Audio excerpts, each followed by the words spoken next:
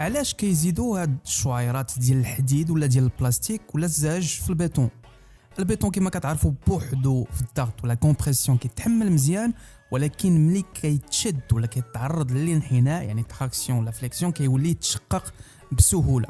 هنا كيدخل الدور ديال الالياف، كتكون واحد الشعيرات صغار متفرقين في المزيج.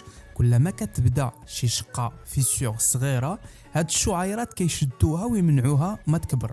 الشقوق كيبقاو صغار والبلاصه كتكون اكثر مرونه ومقاومه للصدمات ولا الحركه المتكرره. وفي بزاف ديال الحالات ما كيبقاش خاصنا بزاف ديال الحديد.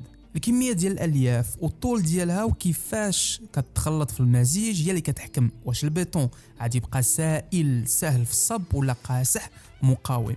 وكاين ايضا الياف خاصه كتعاون حتى في الحريق وكتمنع البيتون ينفجر من السخونه. واش عمركم خدمتوا بهذا البيتون فيبغي؟ واش ممكن تزيدونا شي معلومه في الكومونتير؟